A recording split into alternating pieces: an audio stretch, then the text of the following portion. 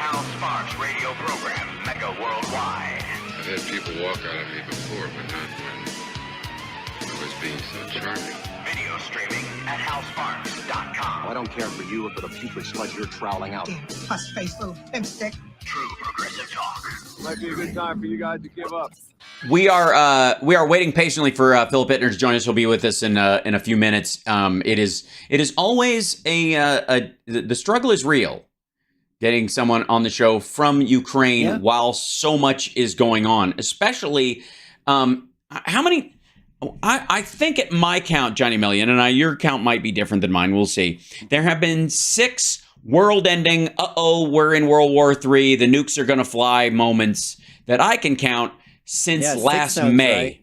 Yep, since last May. If you listen to the tankies and the, peace at all costs, as long as the cost isn't Russia leaving, which is amazing to me. I still can't, none of them ever... The people who we need negotiations and talks, none of them bring up the idea that Russia could just leave. They could go back to the 91 borders. They could have a personal relationship with the country and an economic relationship with the country. Yep, Phil's joining us. I'm going to bring him in just one second. But with all the stuff that's going on, and let me see, I got to be in the studio so I can do that. I can even hear him now. It's good. Let me bring this guy right here. Watching that kind of argument play out, we have seen multiple times. I'm up to here. I think 6 is my current count though, where they have said, any number of people have said, well, this is it. I mean, after Nord Stream alone. It was like, well, we're done for. That's that, right? There is no, and we're in World War III now. That's the argument. That's what we've heard multiple times, and yet, oddly enough, not so much. It continues apace. It is a regular aspect of the There have been no giant new movements that I'm aware of that have shifted the meaning of the war from a war of aggression by Russia playing out on Ukrainian soil to the chagrin of the Europeans and to the joy of tankies everywhere. Joining us right now, the anti-tanky himself, if I may say so myself, Philip Ittner. Hello, and Philip Ittner. How are you? Hello. Yes, and sounding good. Sorry, I'm a little late. That's okay.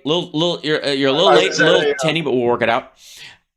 I was at a coronation party. So that's right, because you have dual citizenship. We have a new king. That's right. I'm British, so I was celebrating the new king. You're already answering one of the questions people put out there. Mm-hmm. Yeah. Did you? What's your opinion of King Charles? Huh? Sexy? Would you or wouldn't you? I'm not a huge fan of Charles. F. Mary Kill. I liked his mother. I liked his mother very much. I thought Elizabeth was an amazing. If I had a nickel. We'll see what happens. Yeah. I look forward to William as king. That'll be interesting. That'll be an interesting era. We'll see how long Charles lasts on the throne. Charles is not going to last long on the throne. I don't think he's already in his late 60s, early 70s, mid 70s. Oh, at least. Right. Yeah. Well, I mean, he looks good though. Well, he looks like he keeps looking like himself. He looks like who he is. But we'll see what happens with William. I don't know. Right. I'm not so much a fan of the monarchy as an institution, although I do see some benefit to it in Britain. Sure. I was mostly a fan of Elizabeth II. So we'll see. But especially it was a nice ceremony, and we all got together and watched it. And yes. My girlfriend was very upset that we didn't see it because of the time. Like, we woke up too late to watch it or whatever. I'm like, all right, I'll see it later or whatever. When they add the cartoon mice in around the carriage, that's when I'll watch it or whatever. Anyways, lots going on. Not the least of which is obviously since the assassination attempt on Putin's life with apparently a kite with bottle rockets glued to it. The war has launched into an all new phase where Russia has just been sitting on its hands most of this time and not really going for it. And now, oh boy, they're like what Fred Wolf in Dumb and Dumber outside the phone booth. Oh, I'm getting mad. I almost liked it. Oh, get off the phone. The read from the rest of the world, I don't think it played out the way Russia thought it would, per se. If it was a false flag, yeah, absolutely. I mean, even look in the last 72 hours or whatever it's been since the drone attack on the Kremlin. Yeah. They've retaliated. We've had more air raid sirens in the last 72 hours, whatever it's been, than we had. Shouldn't they just send back bottle rockets? Right. With kites with bottle rockets on them? Yeah. I mean, to be fair. And also, is it really retaliation? Isn't it just taliation? Retaliation, yeah. It's just taliation. Well, so anyhow, they've been very active using the drone attack on the Kremlin as an excuse for escalating their attacks. Right. But just today we found out that they fired off one of their big, so nasty hypersonic missiles. That's right. Kinjal missiles. The Russian Kinjal KH-47 hypersonic missile. Which they've been engineering. Right. From our stuff. Go ahead. And what happened was it got shot out of the sky. First time it's ever happened. A hypersonic missile was intercepted and shot out of the sky. Guess what was used to shoot the Kinjal, this really nasty super weapon that the Russians have developed? What was used to knock it down? Well, it was a U.S. Patriot missile system. That's right. They shot it out of the sky with a Patriot missile system that we gave to them. So, that's rough. That's a rough one. Yeah, right. Bye, Russia. Yep. Yeah. We're not skipping you anymore. Right. And again, that was their big dog. So that I was going to ask you about this in particular, but they actually found the parts of it because it didn't ultimately, I guess, detonate either. It just fell apart. It was Kinjal air-launched hypersonic missile. So it was launched off of a plane. Tupolev or something, yeah. Right, yeah. Which is interesting because it has to start slow and build up speed, which is kind of counterintuitive to those kind of a missile because you want to either launch them from overseas or far away inland, like a nuclear hypersonic missile is the idea, where they can travel they're up to speed so fast that by the time they get within range of whatever you have, they're already traveling too fast. And I guess the Russians don't even know how their own missiles work, which is really stupid. Anyways, that was a fascinating aspect of it. And I know, like I said, they've been talliating for the last 48 hours, but the general consensus that I can find is that nobody bought it. I mean, even the tankies were holding their nose while trying to. Again, even if it was a false flag, because it is still possible that it was Russian, anti-Putin partisan guys. Sure. Not sure if that's the case. There's a lot of weird stuff about that attack, but it certainly wasn't the Ukrainians. Right. It certainly wasn't authorized by any Ukrainian authority because it doesn't make any sense. So, but they've been using it as an excuse to fire back at us, and now they use their big nasty. I am actually a member of a very small club. I actually am an eyewitness to a Kinjal strike in Odessa. And they're scary. They are scary because it's unlike anything I've ever experienced. It was a massive impact, and it was felt throughout the vibrations, and the air blast was felt throughout all the city. So they're nothing to joke about, the Kinjals. But now that the Patriots here, right, they can neutralize that threat. So Right. It was shot. This one was launched from a MiG, and again, the idea of launching one, maybe they have bigger ones, but those are only going to move slightly slower. So if the Patriot can take out one of the lighter, faster ones, because they're all hypersonic, faster. Well, almost all rockets that leave the Earth are hypersonic at a certain point, and which is funny. That's just true at a certain point. So that phrase gets blown around a lot, right? You could argue that like bullets are hypersonic because they break the sound barrier and that they're going, above. Yeah, the difference is this strikes at hypersonic speed. Yes, exactly. Impact is traveling at hypersonic speed. So you Right. might get an initial velocity of a bullet or a launch of a missile that does go hypersonic. But generally, the new technology that all countries are developing hypersonic weapons. Right. The Russians just have been kind of more public about what they've got. Yeah. And they've, tried to intimidate everybody with what their new hypersonic missile systems are.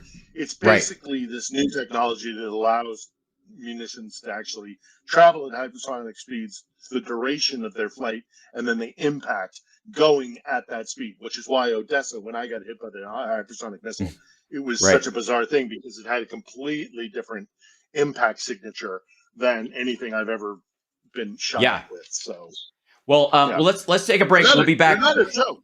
Yeah, no, not at all. But they're also we got a defense. The Patriot exactly. So when your giant, not a joke device gets shot out of the sky by Ukrainians trained using American gear, and the Patriot, while great, is not even the top of our tech anymore. No. That's the scary part. So we got to take a break. We'll be back right after this. More Philip Ittner and questions from the chat room for him at infotainmentwars.com and of course at twitch.tv/HalSparks. If you subscribe, it doesn't cost you a dime. We'll be back. So, Amazon Prime. I missed. Never mind. Who cares?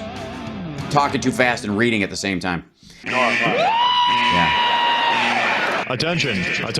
Stop what you're doing.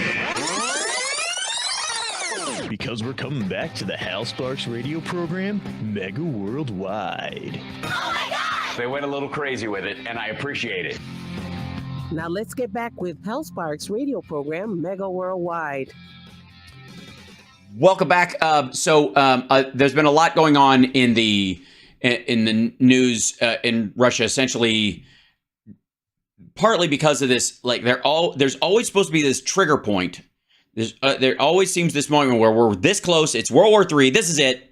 It's the last straw. Russia's had it. And you've said, Phil, that during this last little bit, they have been, retaliating. They've been launching stuff at a much higher clip in response, allegedly, to this thing that went on. Right. This alleged attack. The issue, I suppose, is that even Prigozhin isn't buying it. So the video, when you have a video that is very well shot and in wonderful color, and that tracks the incoming drone thing or whatever the kite that ended up striking, and you've got great footage of that, but it's not getting anywhere near the coverage of Prigozhin complaining about a lack of ammo, I would suggest that that's a problem. Oh, yeah. No, sure. I mean, this whole thing with Prigozhin is just more of what we've been talking about for months now. Mm-hmm. Putin can't get involved directly, so he's got all of his guys on the level beneath him squabbling amongst themselves, ultimately to determine who's going to get thrown under the bus, right? Who's going to get to be Putin's, viceroy. Mm-hmm. And that's what we're seeing with Prigozhin. I mean, there's a reason why Prigozhin was allowed to openly name Shoigu and Gerasimov, the heads of Gerasimov, the general in charge of the war effort here. Shoigu's the Russian Minister of Defense. You don't talk smack in public about those guys unless you have approval from the Kremlin, from the very top. Otherwise, somebody gets arrested and thrown into jail in silence. So that's clearly being allowed. and it's the same thing we've been talking about for months now. It's Putin can't be involved directly, because then if it goes wrong, as it's going wrong now, he can be held accountable. As Right. long as he is able to say, "Oh, it was my subordinates who screwed everything up," hmm he's hoping he can escape unscathed. But that means that the Yeah, I guys don't. on that secondary level are going to be fighting amongst themselves. It's so. No, Yeah. ultimately, he's screwed. I Yeah. 100% believe it. But if you're in his position, he doesn't have a choice. He's painted Mhm. into a corner. Right. So again, I guess crazy strategy is better than no strategy at all in this particular case, and he's painted into a corner, and eventually the only thing he can use as a salvage point is blame, but I just don't see it traveling very far. It's just weird to me, especially when it looks like, especially when it looks like they're going to end up, taking Crimea in the near term, in the next few months, even by the end of summer, something along those lines. If that happens, there is no point where he can't offload that blame onto any of these people. But also, I mean, he can't just walk away. Right. He's stuck. He can't abdicate. He can't just give up the job and go away, because if he does, then he will be seen as, the blame will be with him. This way, the only card he has to play is, it wasn't my fault. My guys let me down. And so I've got to find a scapegoat. That's the only card he's got. That's it. Right. So it's not like he's being shrewd or anything. It's not like a really well thought out plan. It's the least awful of options for him. Right. So, that's what he's doing, clearly. Right. And do we have questions already, Johnny Million? We do. Okay, excellent. Let's grab them before we get to the first break, so we can get to some of them, because I have my own list, but I want to make sure we get more of those in too. Right on. Real quick, I can knock this one off. How many languages do you speak, Phil? That's from Julie Palmer in the chat. Well, arguably, I hardly speak. Well, I speak Russian. Sounds like not even one. That's the only other one. English.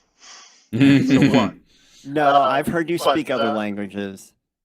My Russian it's passable. It's conversational level. Being a Californian, I speak a little bit of Spanglish. That's about it. Well, all right. Yeah. So I wasn't counting on all this modesty, Phil. All right, try to be a little more brash when you answer the upcoming question. Yes. John G in the chat asks, are there any incendiary attacks in Kiev? Well, this week we had a drone shot out of the sky right over Maidan Square. Now it turned out actually it was a Ukrainian drone that had gone rogue. Mm-hmm. But that was pretty amazing, because it was Right. right over the center of Kiev. And we've had an increase of attacks since the Kremlin attack. So yeah, we're getting attacks here in Kiev. There are attacks in Odessa, Kherson, Kharkiv. Do you know, maybe it's a timeline thing, Phil, but do you know whether they canceled Putin's, his little gathering that he has on May 9th? They're not going to have it. He's not going to have his little audience before or after the strike. I think it was before, right? That he was before. They were already talking about. They'd already canceled the May 9th celebrations and the victory parades and all the rest of it down along the border with Ukraine, that border region along Ukraine. But then I want to say it was about a month ago, they announced that May 9th was going to be greatly diminished. They'll still do something. They're still got Red Square going on, but it's not going to be anything near what it normally is. So, right. And again, this comes back to the point that we have to understand in the wider world outside of Russia is just how important May 9th is to them. That's why Prigozhin is saying he's going to stay in Bakhmut until May 10th, because for him to pull out of Bakhmut prior to May 9th would be a massive disgrace and really a scandal. The Second World War is transcended history. It's religion Right. in Russia. So it's a big deal for them to be scaling back May 9th festivities, celebrations, commemorations. Mhm. Yeah, big deal. A real big deal. Right. But Yeah. they're still gonna have something. I mean, those stands are out there on Red Square. Yeah, they were visible, like the big TV stands, just like any normal parade setup. They're visible in the video that's circulating. And interestingly enough, the cameras that are mounted nearby, because they're preparing for this big spectacle, were able to catch better footage of it than, say, your average CCTV stuff.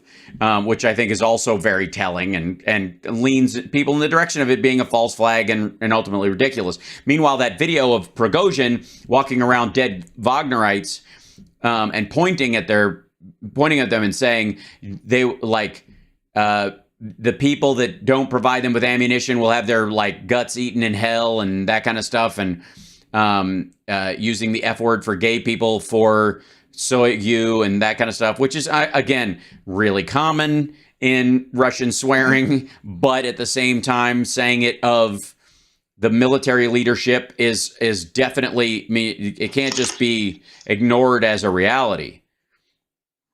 No, absolutely not. No. Mm-hmm. And again, it's the public. It's playing out in public. So this dispute, because you can't blame Putin. So Putin has to have somebody running interference so that he seems above it all. If the Tsar only knew, is the saying. It can't be the Tsar that screwed up. It's got to be his deputies that betrayed him. So that's what we're seeing happening. Right. 100%. That's what Shoigu was all about. He should not. I mean, if any standard Russian citizen were to take to a platform and criticize Shoigu or Gerasimov or Prigozhin, they would end up being, there would be a knock at the door and they would be chucked into, some sort of detention. The fact that isn't happening, or a chipper shredder. There's some approval. Let's take a break, and then when we come back, we're going to have. Yeah, we're going to take a break, and then when we come back, we're going to have more questions for Phil. And then obviously there is constant action happening every single day, and there is definitely a heat up happening. And it's anybody's guess when the actual official offensive will begin. I mean, there's an argument that it already has. We'll talk more about that on the other end, but it does not look like Russia has any defense. They are just locking into the positions they have. We'll be back right after this.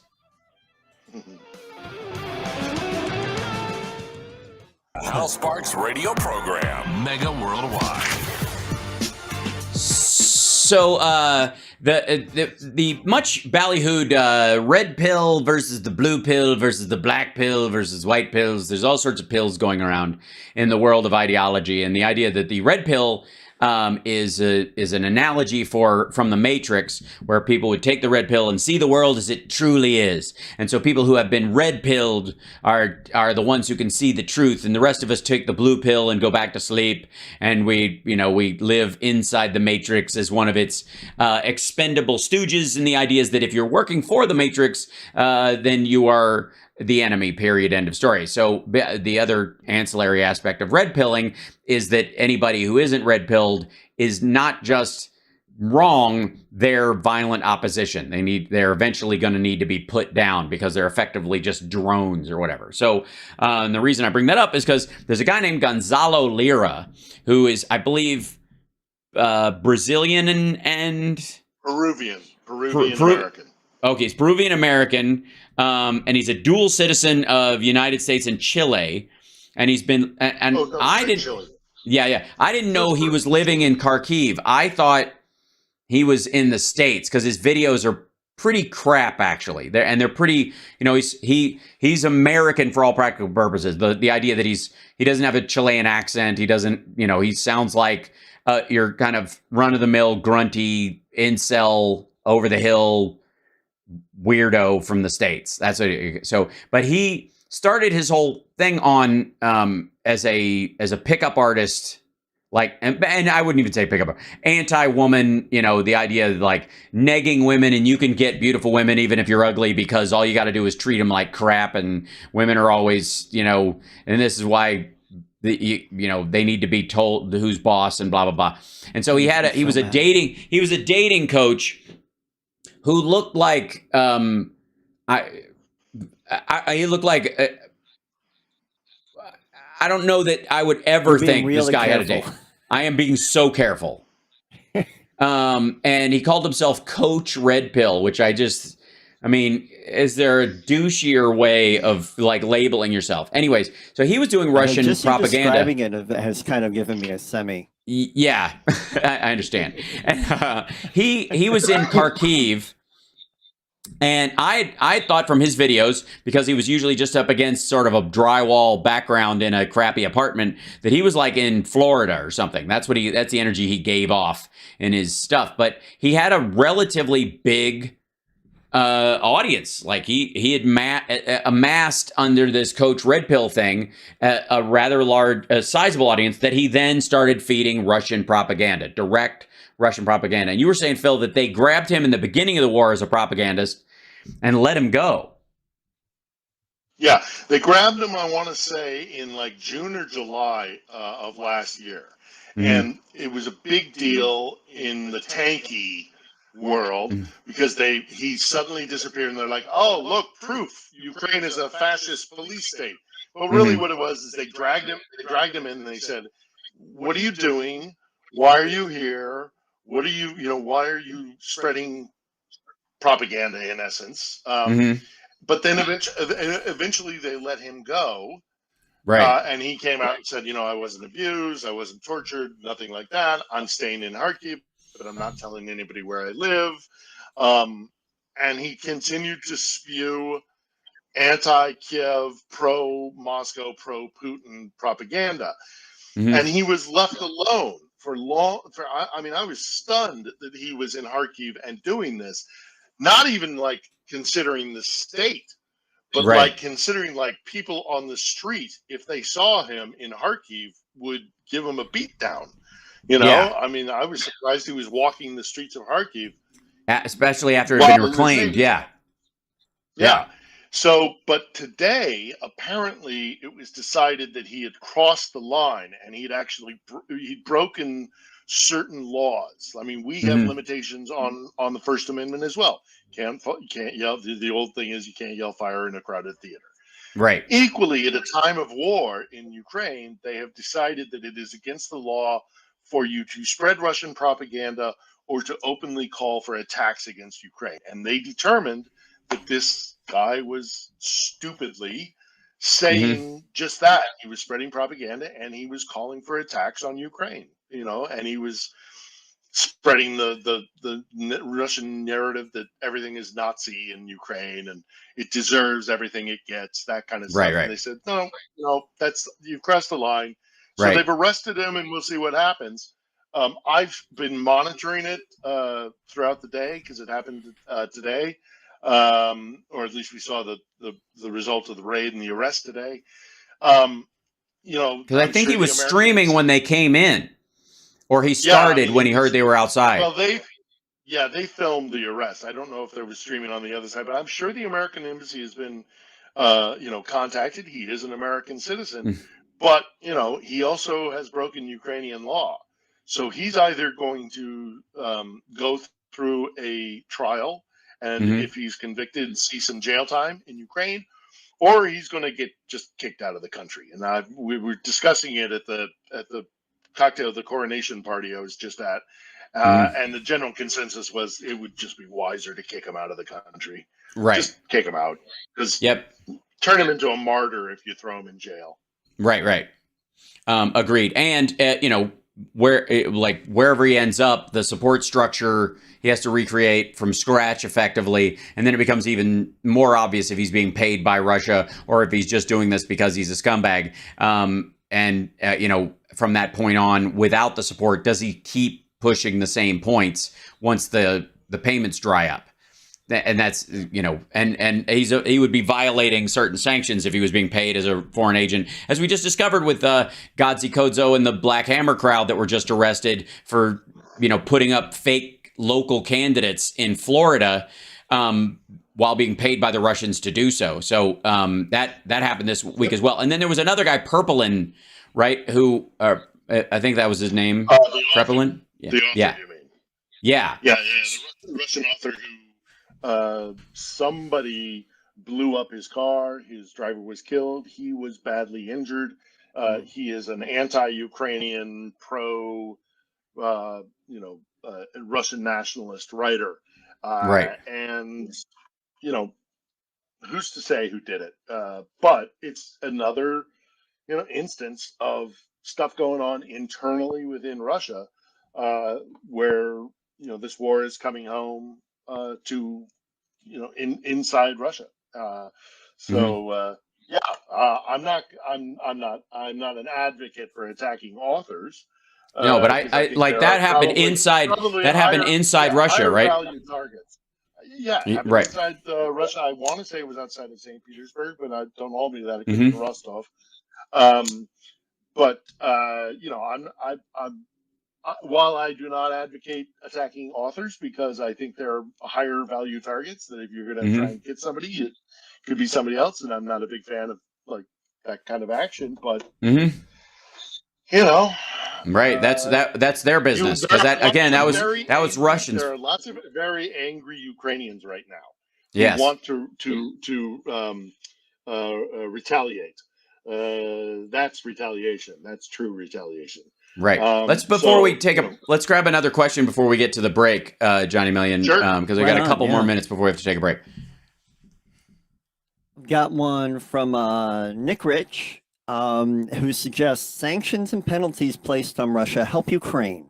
Even though exports would cost more, would it benefit Ukraine if people bought their currency now to boost its value? I am not an economist, so I'm reluctant to kind of come down with a really hard decision on that. I mean, that's fair. They just want your opinion. I think there are better ways to support the Ukrainian economy than shoring up the currency. I think providing or making sure that International Monetary Fund kind of large body support, whether it's a nation state or an international organization like the IMF, that's probably better. So if you can voice your support for Ukraine through those body, call your senator, tell them, we need to keep making sure the economy works. Other than buying, $10,000 worth of Ukrainian hryvnia, which is the currency here, I think you're going to get more. The scale you would have to do it at.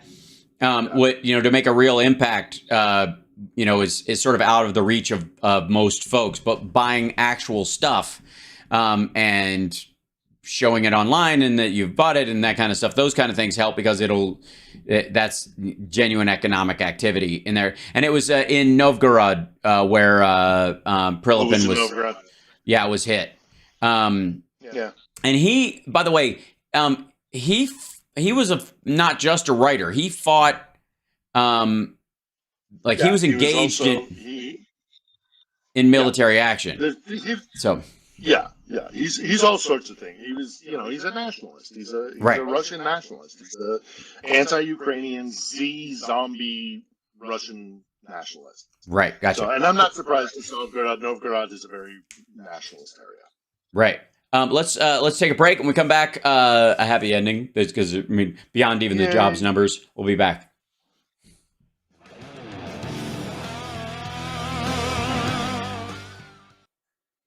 I am happy, you are happy, let us be happy together, whether the weather is cloudy or sunny. I will always be your funny honey bunny. I am lucky, you are lucky, let us get lucky together, whether the weather is cloudy or breezy. I'll be there to say, hey, come on, let's take it easy. 'Cause isn't it nice to have the friends that you do? And isn't it nice that the sky is so blue? And isn't it nice to say I love you, chugga chugga choo choo, woo woo.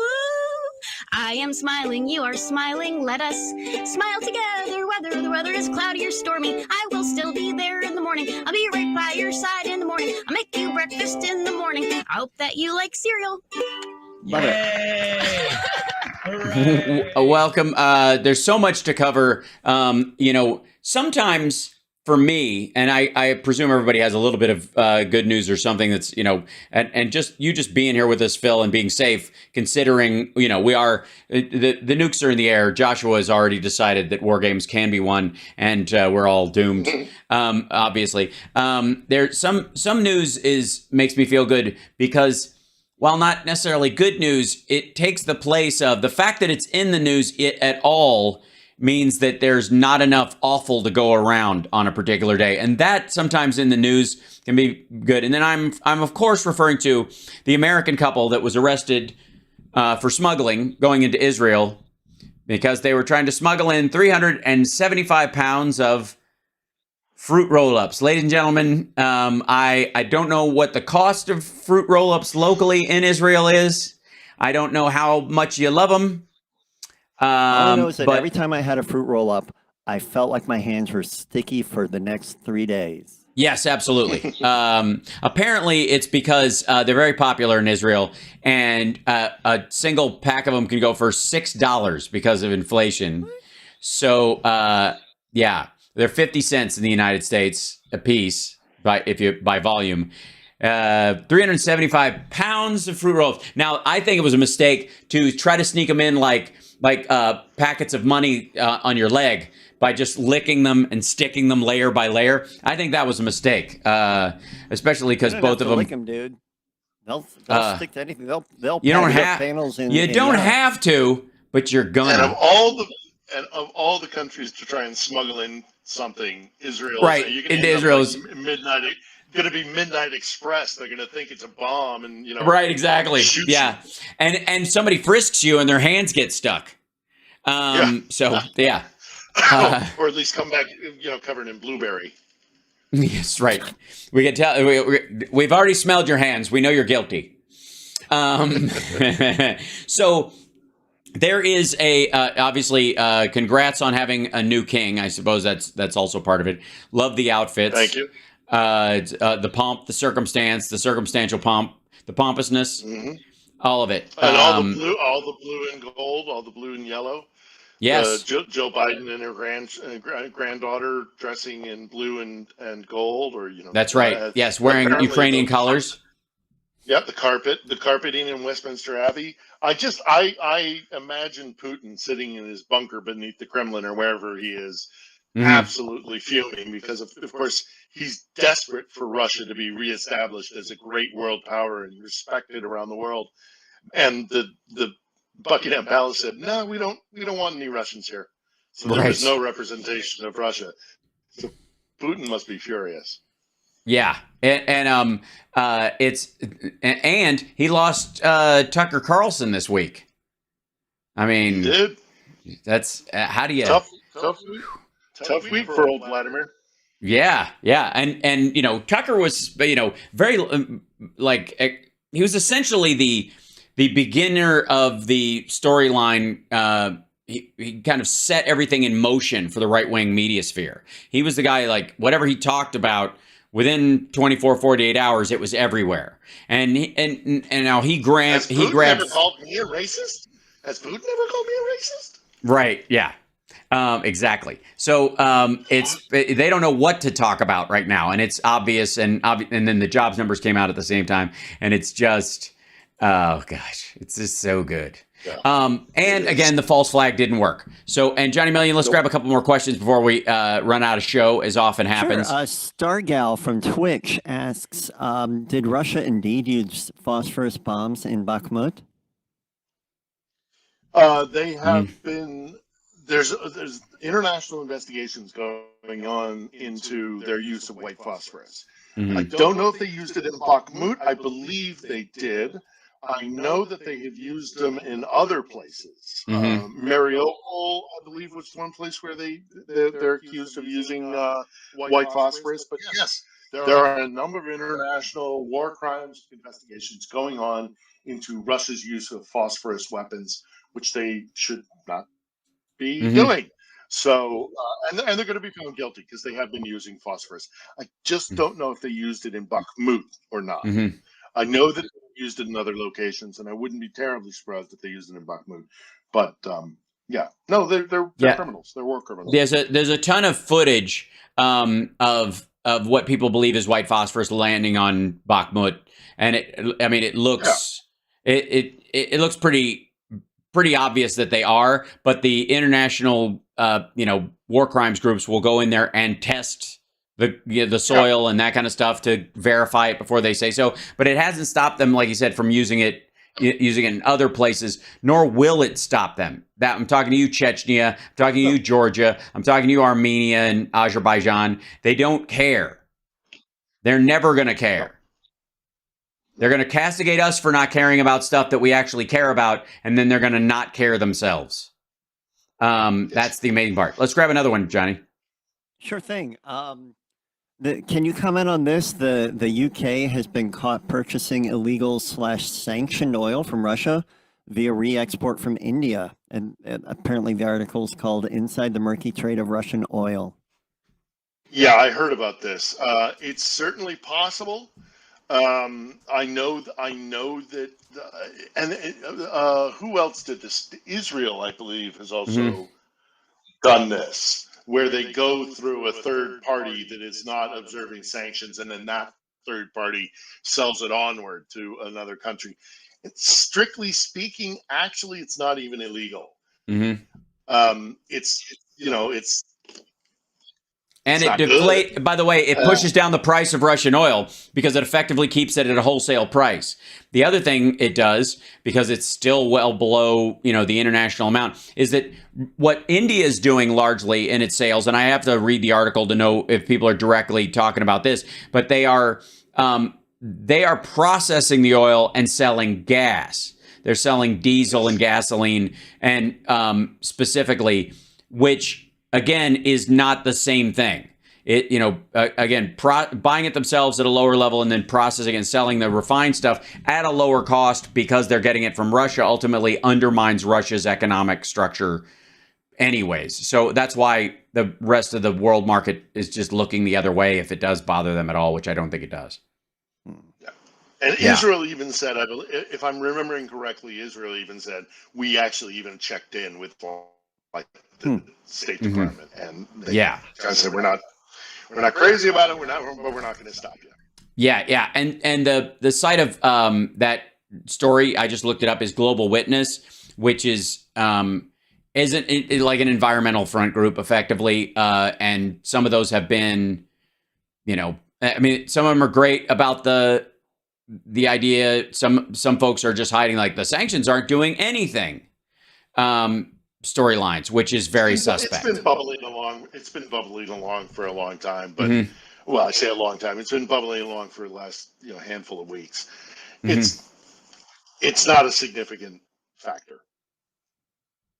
Right, agreed. Let's see. Let's grab another one, Johnny, if we have one. Okay, so this is from Facebook. Are the families that lose their homes helped to find safe shelter? I know many older people who don't wish to move. Yeah, no, absolutely. There's a lot of infrastructure that's being built, kind of temporary or like semi-permanent in the less war-ravaged parts of the country. So yeah, 100%. People are being. When I was out in Zaporozhye about 3 weeks ago, I went to a community center for people who've been evacuated from Mariupol, which is all but flat. And they are getting, there's still a very strong sense of community. They're found housing, they're found, potential jobs, whatever that is, gig economy or whatever. Right. They're provided with supplies and all. There's a massive infrastructure for helping out Ukrainians who've been displaced by the fighting. So it's as awful as it is. At least the Ukrainians are taking care of their own. Right. Cool. And Johnny, is that it? Did we get? No, I've got a couple more here. Okay. This is from Twitch. What is the latest on the Wagner Group wanting to leave the conflict?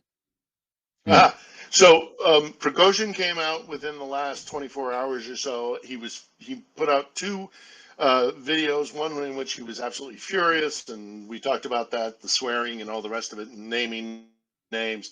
But he also put out a video in which he said the Wagner Group was going to leave Bakhmut on the 10th of May, the day after Victory Day, because it would be scandalous for them to leave prior to that because of the reverence for Victory Day and that holiday. Mhm. So they're not going to leave until then, but they have said Wagner is going to pull his troops out because our boys, my boys are not going to just throw themselves with useless, death, that sort of thing, which is totally contrary to actually what they do, because they do send their boys just to abject death. But here's what's also interesting is that already Kadyrov, the Chechen leader, who is also a warlord, who is one of these second layer guys below Putin, who can play in this game of boyars and whatever fighting beneath the surface of Putin. Kadyrov has said that he will take over the fight in Bakhmut, whether or not that's true or not, and we actually see Chechens return in significant numbers to the fighting and in Bakhmut, we'll have to wait and see. But I thought it was really interesting that Kadyrov would come out with a statement against Prigozhin, saying, "Well, if you don't have the guts to stay and fight in Bakhmut, we'll return and do it." The interfighting is going to get so much worse in Russia. It's going to get worse and worse and worse. So I'm all for it. Get me some popcorn and I'm good to go. Yeah, I guess the irony is that there's very little that, Zelensky in the beginning and a lot of the, the messaging that they're really good at it. The Ukrainians are really good at trolling the Russians and doing all this kind of stuff. But there haven't been any of those messages in the last, say, couple of months, because the Russians have been doing it themselves. There's been so many videos. It's bizarre. Anyways, they're doing the job for them. Anyways, we're at the end of the show. I want to thank Philip Ittner for being here with us. And of course, staying safe. He'll be with me Wednesday on our show after I'm exhausted, coming back from another jam at the Whiskey on Tuesday, where I will be singing the dirtiest song of the 80s at that one. And I'll give you a hint. It's a Peter Gabriel song. That's all I'm going to say. Johnny Million, you're awesome. Twitch.tv/itsjohnny to subscribe. And, of course, twitch.tv/HalSparks. Of course, you can support via Patreon, patreon.com/HalSparks. Keep us alive. Keep us going into the election year. We need your help. Join us, and we'll see you next week. Thanks, everyone.